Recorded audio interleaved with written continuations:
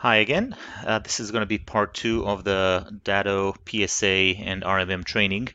We were looking at the dispatch calendar view, which is going from here to the dispatch calendar. But if you click on the regular calendar date over here, you're going to see that you can only see one person at a time, and you cannot see the list of pending or waiting tickets.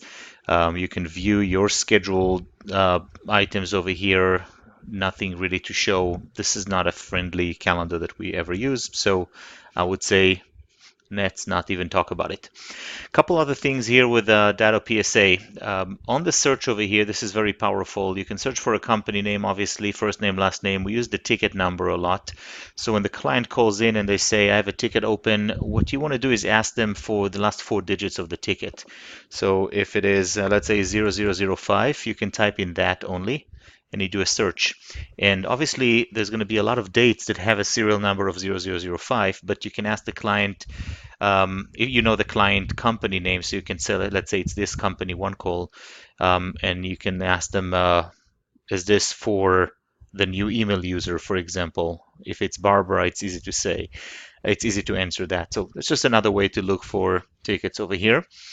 You can search for some filters. You can look for open tickets, closed tickets, pending, any specific queue. Just a lot more easier way to look for stuff. Another thing that I use a lot is the bookmarks. So when you're on a specific page, you can hit the star over here and you make it one of your favorites over here, one of the bookmarks. So for example, if you are on this, let's say, list of closed tickets for me, I'm going to talk about that as well. I can put this star over here, bookmark this page, and my closed tickets will show up here from now on. I don't need that because I don't care about that. But from here, ticket search, definitely a useful one. So when I want to check to see what tickets are still open for a company called One Call, I'm going to type in the first few letters, choose the company. This is a little pain of how they do it, but one click, Control A, and then click on the Control key and click with the mouse to unlist or unselect the complete one. And that will show you everything that is not completed for this specific company. Just another way to kind of filter through. There's obviously other ways, like anything else. There's going to be other ways to get to that view, but we are just looking at this one. Another useful thing over here on this page is if you want to look at specific contacts. So for example, Joe, this one, you can see all the tickets related to Joe. Doesn't matter what the status is, or you know that there's a ticket that's marked inactive, for example, then you're going to choose inactive and search, etc. So that's here from the bookmarks ticket search. Another way to get to it is from here. There is going to be, I believe it's under service desk and tickets. Same window. This, by the way, mouse over, some menu items over here. You probably will not touch it anytime soon, so I'm not going to go over that. But let's go over the other buttons here. Dashboard, we spoke about it on the previous video. This is a new. You can create a new ticket. That's being used a lot, actually. Recurring ticket, we barely use. You probably won't have to. Service call, we can do it from here as well, and we're going to do that in a second. Knowledge base article, we're starting to implement that. It's going to be used as well. You're most likely not going to create new companies, but you will create new contacts for a company.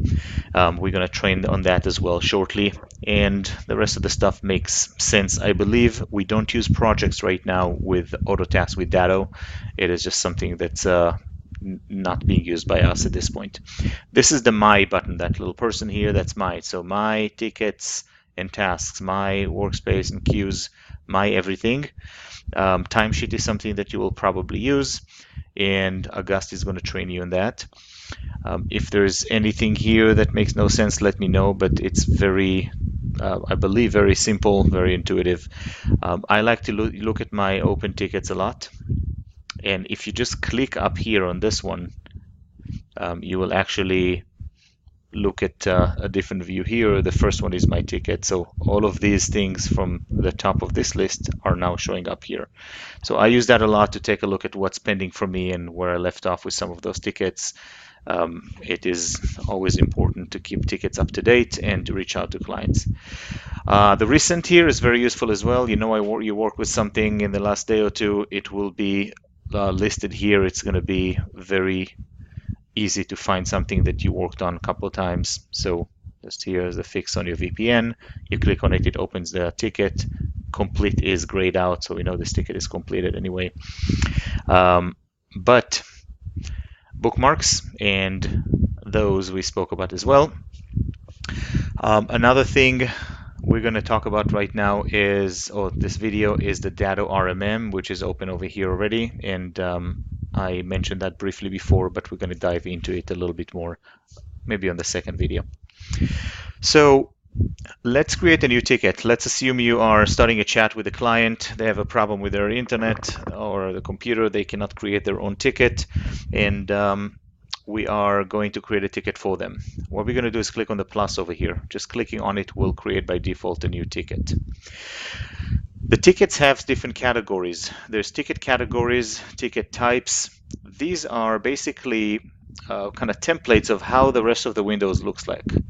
So you're going to see the standard one that came in built in with this DATTO PSA is going to give us some more options over here that we might not care about. User-defined fields, for example, some other stuff here on the insight side of it.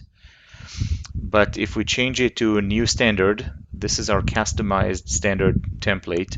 And there's a few things that we did over here. We created the status new by default. Priority is medium. We added this stuff to be automatically inserted over here. So it is limiting the amount of crap that is showing up here for you to choose from. And we can always customize it more once we need to. So you can definitely suggest, and you should suggest stuff that can be done smarter, please. So we open the new ticket over here. The first thing we're going to do is choose the company, and it's going to be, let's say, Legal Technology Solutions, internal ticket over here. Once you tab out of it, the list of contacts will show up over here. One click with the mouse, and I'm going to choose Test BB. Now, I can go to Insights right now and look at who Test BB is. This is my Outlook.com email. Let's assume that it's not the one I want. It's going to be probably the other Legal Technology Solutions. The wrong LTS one. I believe that's our testing one. Is it? No. But let's assume it is. How's that? So this is the client company, and the contact, let's say this is a new contact. Obviously, think of the common sense. If somebody's calling you and they say, I'm working for this and that company, and they're not in our system, you need to be a little bit suspicious over here, not going crazy, because it is normal for our clients to hire people and not always tell us. But it's not automatically that we're going to add a new user for a client. Some clients are billed by the user, so you add another client, you just added another $100 and something a month for the client. It might be just a contractor. They might not be authorized to request anything. So be cautious with that, and that's more of an administrative question as it comes up. But on the technical side, we're going to click on the plus over here, and we skip the external ID. Prefix username will be test Bates, test Livne, and title will be test. We don't have that as a mandatory, obviously. Primary contact will be a person that created the account initially, or somebody who is a manager or an admin that is authorized to make some billable requests. And location, if the company has multiple locations, they're going to be showing up over here. The selected location do not match. That's okay. And a couple of other important items. An email address has to be there because the client will email us from their email address, and we need to communicate with them back via email. So there has to be an email address always. This is going to be clickcomputerservices@yahoo.com. That's an email account that I use for testing. And second email address, in case sometimes we have a company email address here, but sometimes they will email us from their Gmail account or their personal account or different company they work for if it's a contractor. We need to add those as well here because we want to assign whatever ticket they're going to email us for or any replies they're going to send us for a ticket. We're going to want that to be associated with this user. Cell phone number is always something that we like to ask. And company phone number automatically will show up here if it was associated with that company already. On the same ticket, on the same window here, additional info we're not using. We don't care about that. This is not really a real CRM software that we use. But on the user defined over here, authorized user, if you're not sure or if you know for sure it's authorized or not authorized, this is an authorized user whether or not they can request billable service. So yeah, they have to be authorized, listed here as an authorized user when you work on clients down the road to know that they're authorized or not. Customer contact, are they technical, primary, billing, or nothing? We don't really use that, but feel free to. And if they have, if they filled in the payment portal password, or if we sync the Connect Booster billing portal that we use with Autotask for this client, for that user, they will be linked over here. And client portal is something we're starting to use now. We're going to activate the client portal now. I'm going to show you how it looks like for the client. All clients by default are basic. If it's an admin that needs billing, we choose from here. And this is self-explanatory. So what I'm going to do right now is after I have everything here, we are going to click on Save and Close. So now we have a new contact over here, and let me show you real quick. Because we just enabled that client portal for them, we are going to go to ymail.com. I'm going to log in, and this is what the client got. Dear first name, last name, congratulations, you now have access. To enter the client portal, go to here. Your login information is assigned automatically, and I'm going to use that shortly and show you some stuff there. So at this point, we are back on the new ticket window. We created over here the company and this contact. The status of the ticket is always going to be new unless you don't really need to send the client a welcome email telling them that there's a new email, the new ticket. You can change that. But if you leave it as new over here, as soon as you save it, DATTO will figure out that it's a new ticket and it's going to send out a new ticket email to the client. I'll keep it new because I want you to see how the client sees that. Priority, common sense. Who are additional contacts for this ticket? So if there are any other contacts for the company, you can click on it, it will show up. A manager, the boss, whoever that we need to maybe coordinate with. So there's going to be two people that will get any communication to and from that ticket when we communicate with them. Work type is software, but if you click on the filing drawer over here, these are the other options.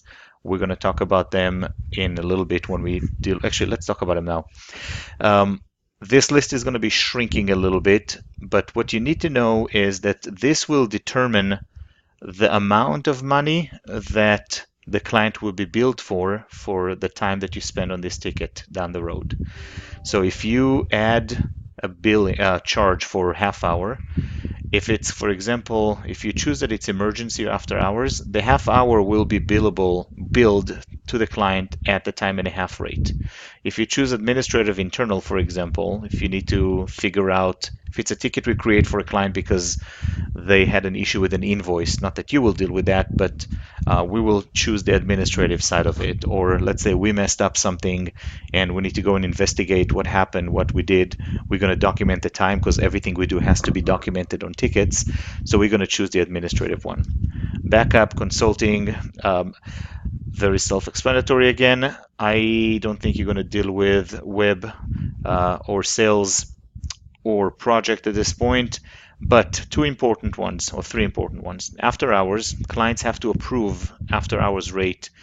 I can't really think of any opportunity, any scenarios where we're going to do after hours work, meaning before 8:30 a.m. or after 5:30 p.m. Arizona time without billing the client. And we cannot do that unless the client approves that first. So you will probably never touch that unless you know for sure you should, or never choose that. Forensics work we don't do anymore. That needs to go. And Google Apps we barely touch. We don't really care about tracking it. But most likely you're going to deal with software issues, obviously, or hosted server or hosted exchange. If you choose hosted server, let's say the client is hosting their server in our data center, or hosted exchange if we host their emails on Intermedia, they basically do not get billed for this service call because we include support for issues on those two platforms. So let's say this issue is with hosted exchange. I'm going to choose that. And over here, I'm going to put me as the engineer. Let me show you again what it looks like. Those are the live tech support people that are currently assigned, so you can choose from one of them. Secondary resource, just like we have a secondary contact for the client, we can have a secondary engineer over here. At the beginning, we might have you guys add myself as a secondary resource for your tickets, but we'll deal with that. And you can have multiple secondary resources, of course, but only one primary. So we are back. Let's go up a little bit.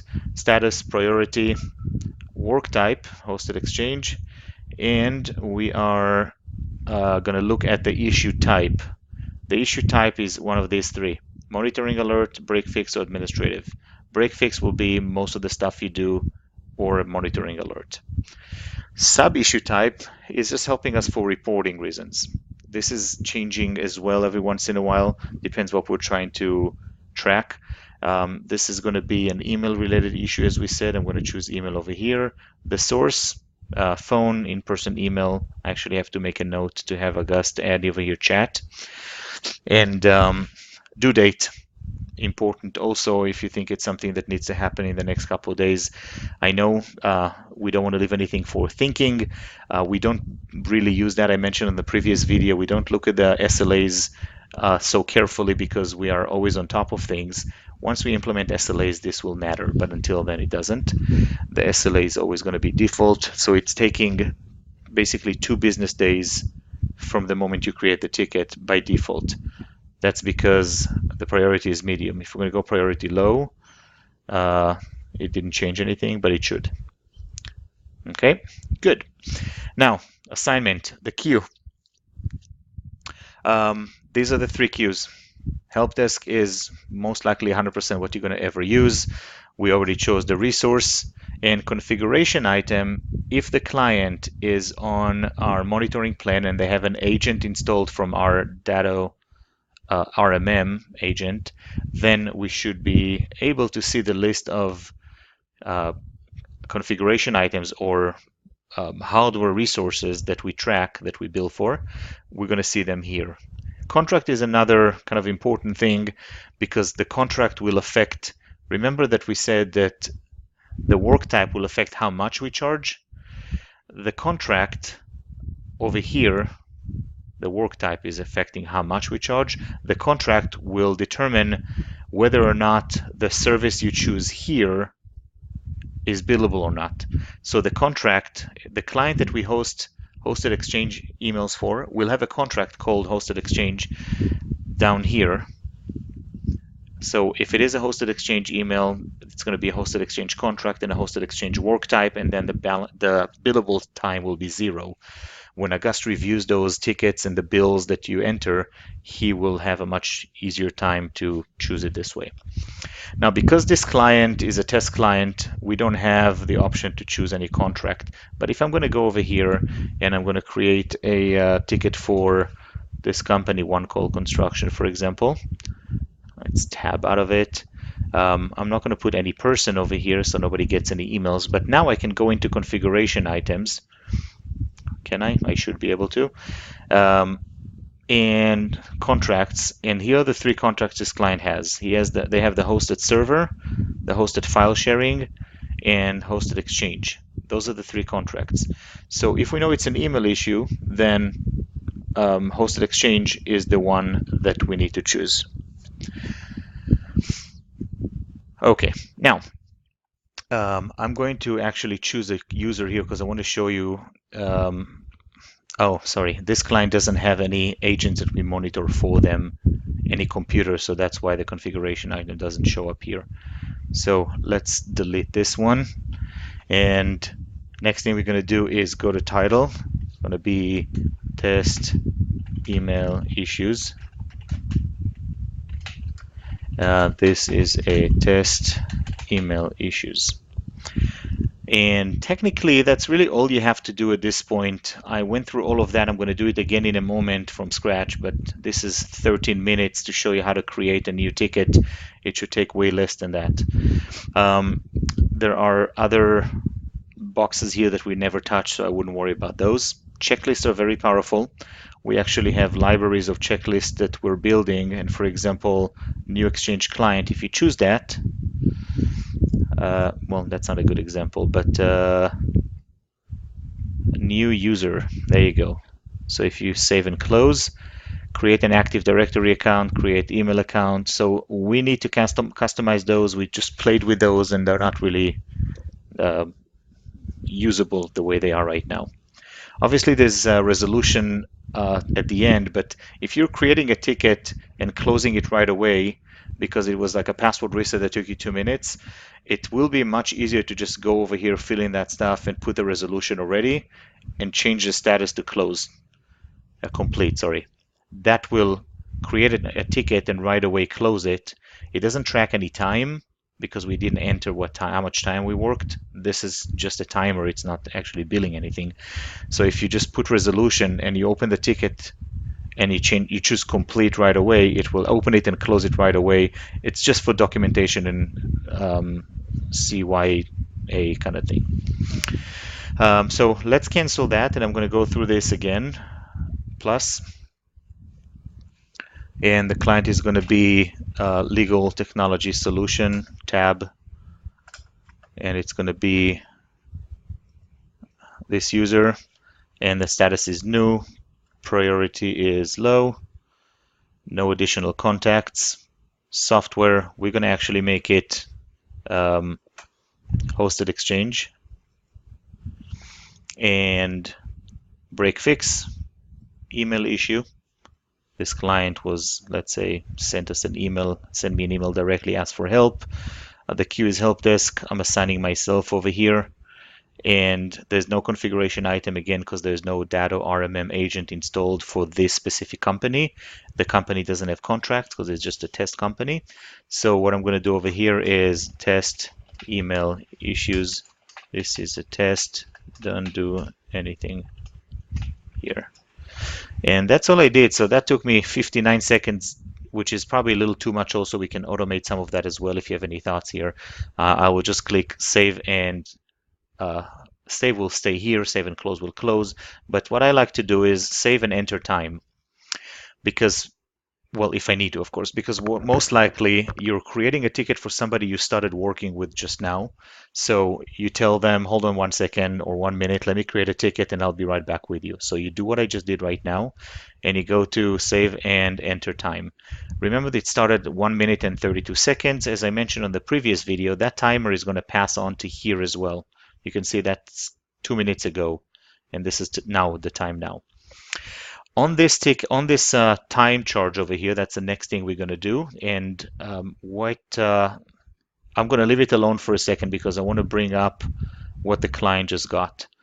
So over here, this is the welcome email they got when we created a new client portal access for them. And what happens right now, because we created a new ticket, it's already saved. I can edit right now if I need to. By the way, if you click complete, it will pop up and ask you to enter time, and it's going to show completed over here, the status. You can change it if you want, but this complete button is only if you just finished working on it. This window stayed up, the timer was running, and you're ready to just close this ticket because you didn't need to do anything else on the data at that point. You can just click on complete and go to this screen automatically. Let's actually close that and do it again in a moment. But what to show you though, Datto takes usually a minute or two to run those automatic workflow rules that it has. So now it took about a minute. This is what the end user gets when we create a ticket, when they create a ticket. Doesn't really matter the tickets that they create on the client portal or the ticket they've emailed us, etc. So this is a ticket that they created. I added this over here because sometimes people create a ticket and we take like an hour to get back to them sometimes. And at that point they close it. They might be able to just come over here, click on that. That starts a new email sending it to this specific address with the ticket number in the subject line, which is very important, by the way. The ticket number has to be in the subject line in order for the email to be associated with the ticket. Otherwise, it's going to go nowhere. So I'm going to send the email from here, from the actual email that we have on file for this client, close it via email. Ticket number is on the subject line. This doesn't really matter. That's just notes that will come into our ticket. So all the client had to do is really just click on that. I don't need help anymore. This issue is resolved. Ticket submitted after 4:30, blah, blah, blah. If this is a critical business emergency, call our office. Some clients complain that they opened a critical ticket or an urgent ticket and it took us 5 hours or to the next day because it was afternoon to call us back and they were dead in the water. So we added that over here to just common sense for the clients. Call us if it is really urgent. Please do not share passwords. We never ever accept or ask or send passwords to and from clients unless it's an encrypted email, but we never put it on tickets because tickets are just emailed to everybody. Ticket number, this is where the client can go in and view the ticket on the client portal and request access to client portal if they don't have it. This is the subject and some information about the ticket. Now, if I'm Mr. Customer right now, I can reply to this email right now. And what I'm going to do is, thanks. This is a test reply from a client. Let's assume we don't want to put any of that other garbage here. And I'm just going to click send. Now, it's sending it to the support mailbox, not to that special close one because we're not closing. So the support mailbox will get it.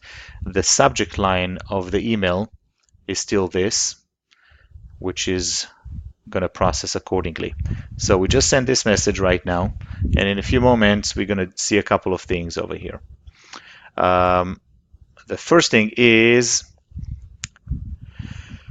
we're going to see an email coming into our generic info mailbox, which I'm going to share with you in a second.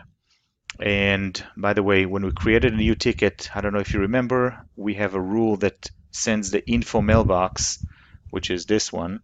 It sends an email from the support mailbox to us internally just to let us know there's a new ticket.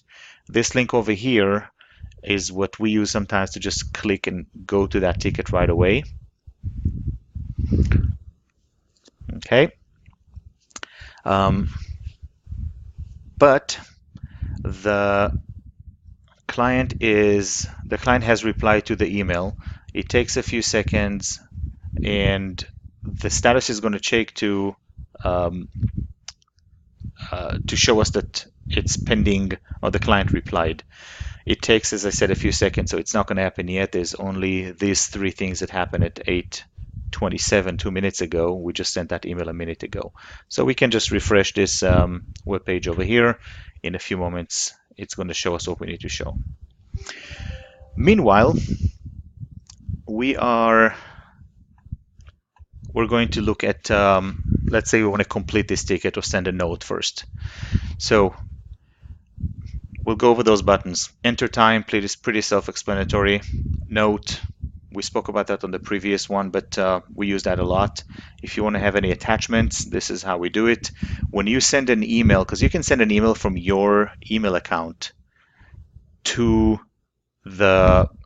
first of all, from an email account that's associated with a resource, with an employee of Legal Technology Solutions. Autotask will recognize that it's a resource, that it's an employee here, and it will then send a copy of that reply to the client. Let me show you an example. Here is a ticket. Here's an email I just got right now. It was sent to me and to info because info is getting a copy of everything, but it was sent to me. That's my inbox. Test Bates replied. test email issue is the subject line. This is the ticket number. Remember the reply we just had from Yahoo. So this is internally for me. That's not what the client sees. I can click over here to open the ticket. That's very useful. The engineer is me. I can read about the ticket. And here is what the note is from the client. This is a test reply from the client. That's all. And it included all the history that we sent to the client. So that's the original email the client sent in plain text. More information that is injected on this automatic email is this.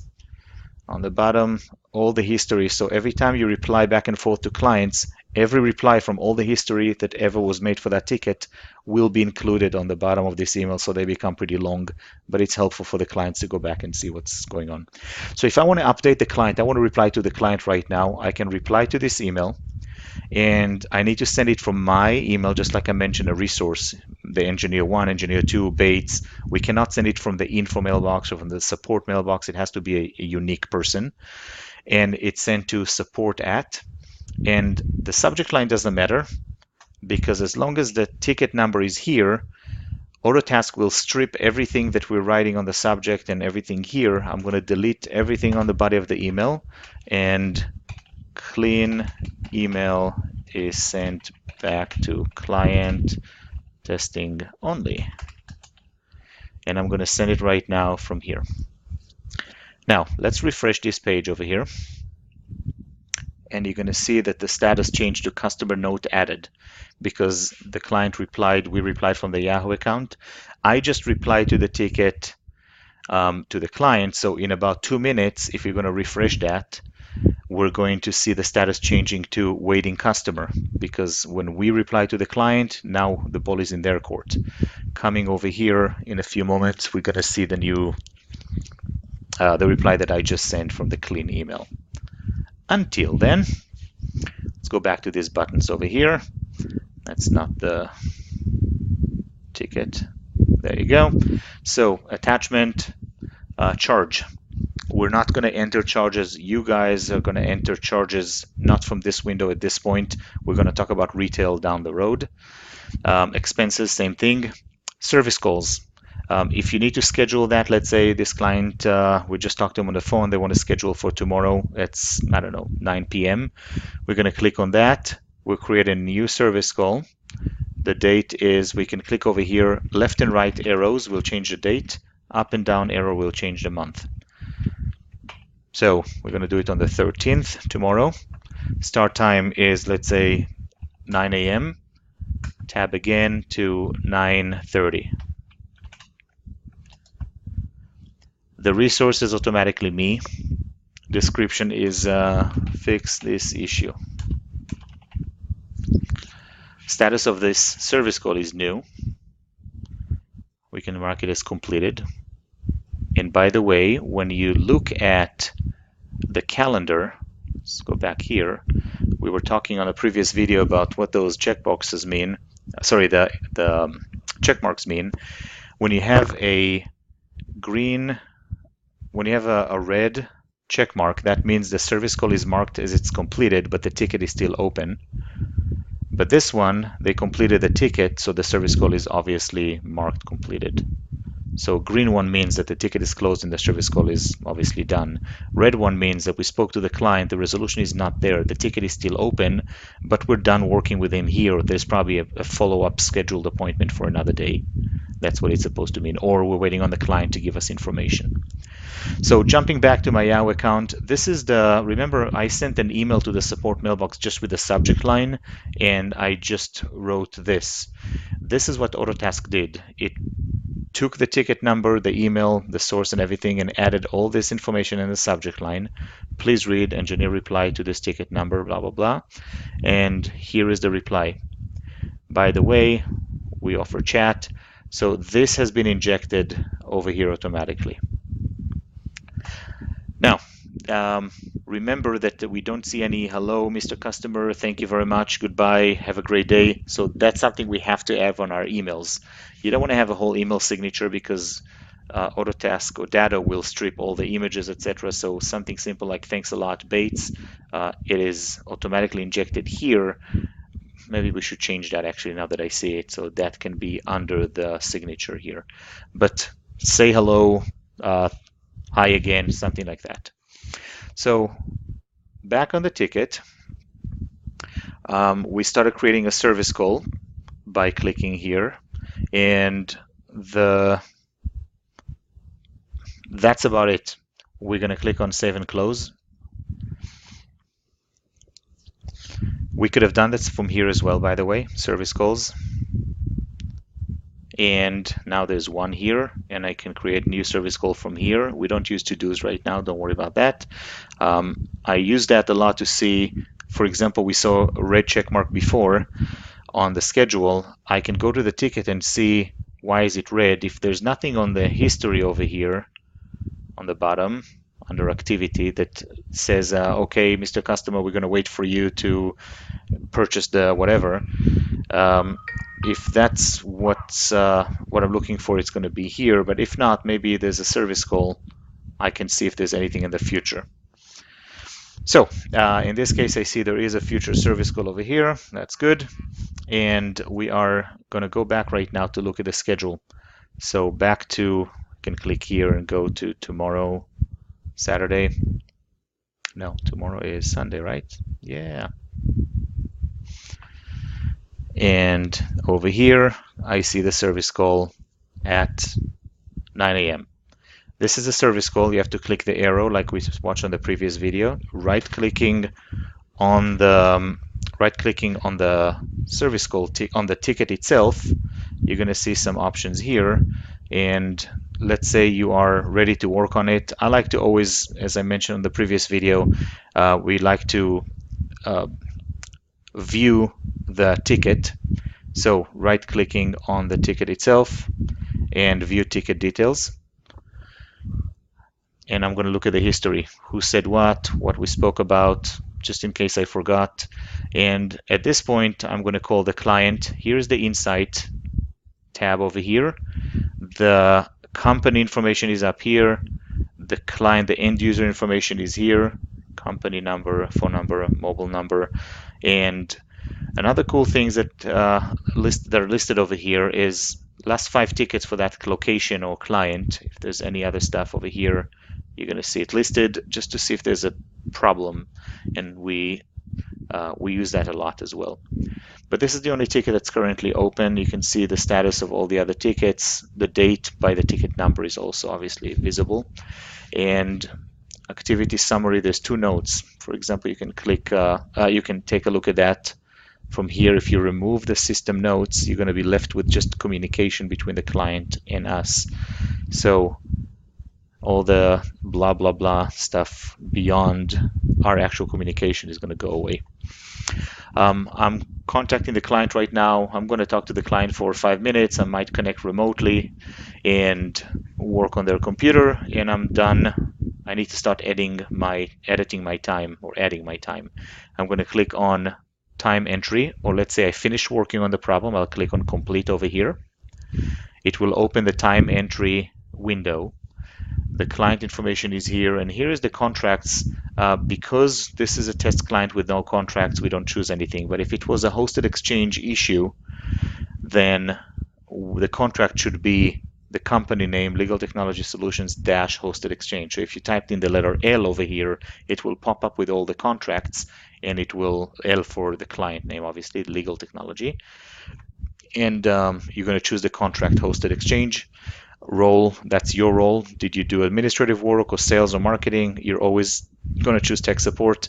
Status is complete because we chose complete ticket, but we can change it if we want. And I'm going to closing ticket. Here is what we did. Number 1, blah. Number 2, blah. We always want to check append to resolution. It's very important that we add that because that is going to show to the client and on the invoices as well. Everything we type over here is our legal documentation. This has to be very, very, very specific. Call the client, connect it through this method, told him that, he said that, connected to this vendor, blah, blah, blah. Change IP addresses. You never include personal information over here or obviously passwords, etc. If you need to add any attachments, it's rare that we do it from here, but sub issue is mandatory. It will be here, so just make sure you choose the right one. When we go on site, this is what when we close tickets, we add travel charge or courier service. So let's say there's $20 travel charge. Over here, choose trip charge or type in trip charge. Quantity 1, $20. Billable, yes or no. So we're not going to have any charges over here. And we don't need to change any notification because our rules on Autotask will automatically send the needed notifications to whoever needs to be done. Now, because we mark it complete, that's going to trigger an email to the client. A lot of times we have to close tickets that we don't want the client necessarily to see the ticket being closed just now. It might have taken us a few days or whatever. You can't change it from here, but what you can do is go over here to the details and you can actually edit the ticket from here. And you can remove the contact. So if there's no person associated with this ticket, nobody will get the email. It will just be listed here on the ticket history, and the only way the client will ever see this, the information here, is if they log in to their client portal to see everything they need to see. So let's actually not do that right now. I'm going to cancel this window, go back to here, the time entry, and let's say I want to adjust it. I can put it whatever, 9 a.m. until 11 a.m., 2 hours. And half of that hour, one half hour, you have to do minus 0.5. You're probably going to use that quite often. If you don't want to build a client for 2 hours, but you still need to document the 2 hours. Let's say you spend half hour researching, asking questions from the office here or whatever. You didn't know what to do. So you don't want to charge the client for that half hour, but you definitely need to document it. If it's all non-billable, you can check this box and you choose whether or not you want to show it on the invoice, but we're going to leave it like this and save and close. And what's going to happen is this window over here, you're going to see is now marked completed. And there is a few other pieces of information that were added over here. The main one is resolution, because we checked the box to show it in the resolution. Going back to the client email over here, this is the reply that we had before. Engineer reply to ticket, blah, blah, blah. Feel free to reply to this email. That is interesting. I think because this email is maybe associated with an internal email, that shouldn't be here. Clients usually don't get this weird email, but what we're looking for right now is this ticket pending close. So as soon as we close the ticket, a minute after that, the client gets this. And a reminder, if they reply to the email even a year after it's been closed, if anybody sends an email with this subject line to the support mailbox, it will reopen the ticket. So people keep doing it and they just send us an email saying, okay, thank you very much for your help. Oh, thank you, Mr. Customer. We just have to go and close the ticket again and send you another email. It's going to be annoying. So the text over here, just read that, pause the video and watch it and read that. The resolution is listed here, which is why we need to have it very, very specific and easy to understand. And that's really about it. Now the client is done. What I didn't show you yet is the client portal. I'm going to actually do it on a separate video. This one is getting a little too long. So let's wrap up this video. What we did was on the previous video, we looked at dispatching tickets from here, and now we looked at how do we create a new ticket, or the same way we can right click. By the way, the green check mark here is because we closed the ticket. There's no other tickets with this service call. So the service call is marked done. That's green check mark. Enter view ticket details from here to read the history before we call the client or connect remotely. And that is what we did with the buttons here. We reviewed those and we created charges. We spoke about the timer, passing on, closing the ticket, and delete a ticket is something that you should never do unless you get an approval, please, from Augusta or myself. You can observe other tickets. If we know that this is the same warning for a backup that failed 5 times, and you do have history on some of those tickets, you documented some time on ticket one number one, and then another alert came up, and another engineer worked on it and documented more time. You have to merge all of those together to one ticket. You do it from the tools over here. Um, we don't use surveys, we don't use projects, and we don't use work lists at this point. Those are work lists, by the way. I think they're really cool, but everybody's fighting me about those, so we're not going to use those until you want to. And um, we spoke about creating new ticket and creating service calls and creating a new contact. If you have any questions, obviously let me know. Thank you very much.